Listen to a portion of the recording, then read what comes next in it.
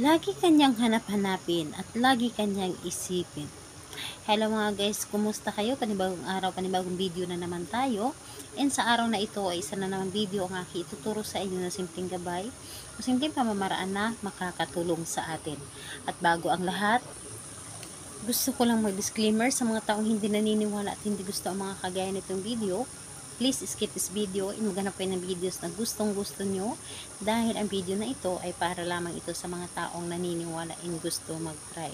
Sa lahat po ng mga nagko-comment dito sa aking video dito sa loob ng aking channel, mag-ingat sa lahat ng mga nagre-reply sa inyo na dinadala kayo sa kanilang WhatsApp and Imo app upang makaiwas po tayo sa scam.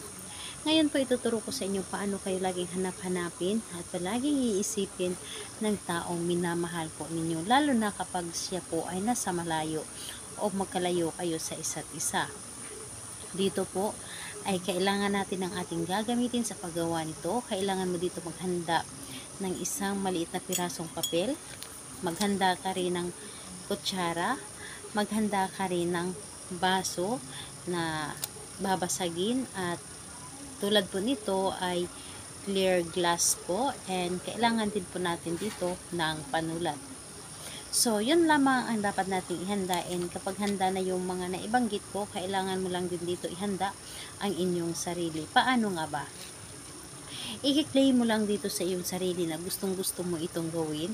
I-claim mo na ito ay para sa iyo and hindi ka nagdududa sa isang ritual.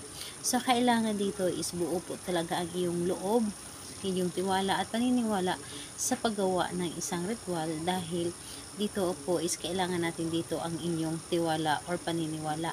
Dahil kapag gagawa ka ng isang bagay na hindi ka naman naniniwala, ay hindi ito magkakatotoo. Kaya naman is kailangan natin dito yung tiwala mo.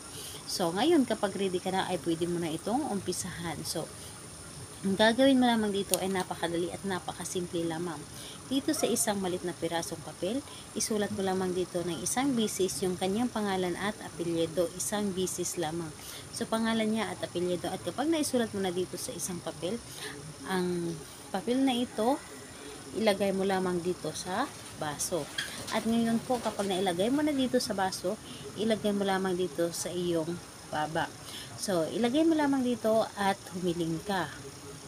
Sabihin mo dito, sa pamamagitan nito, lagi mo akong hanap-hanapin at iisipin, wala kang ibang laman ng iyong puso at isipan kundi ako lamang.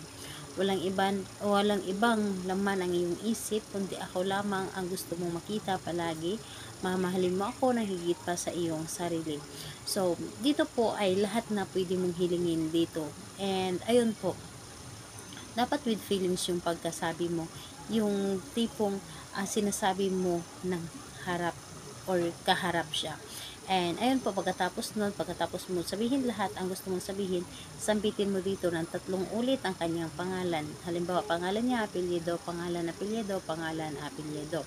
And pagkatapos nun, ito ay iyo lamang paluin ng 3 ulit po. Halimbawa, tulad nito.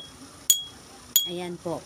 So, ayan po, panawagan po yan sa kanya para mas maramdaman niya ang ginawa mong ritual para sa kanya. And saan ito ilagay ang baso na ito na nagkakalaman ng papel na ito? Ilagay mo ito sa ilalim ng inyong kama. So, kung wala kayong kama, pwede naman sa ibabaw ng inyong cabinet, sa inyong jura box. Basta mailagay nyo lamang ito doon. And hayaan po ninyo na maramdaman niya ang ginawa mo, and ipaparamdam niya sa inyo kung gaano ka-importante para sa kanya. So, kailan ito pwedeng gawin? Gawin ito sa araw ng Tuesday and Friday, dahil yun ang pinakamalakas na araw na gagawa tayo ng mga rituals. And pwede naman ito sa kahit anong araw, basta malakas lamang yung loob mo and pakiramdam mo na gawin mo ito. So, ayun po, salamat po sa inyo. Bye bye everyone. God bless us all.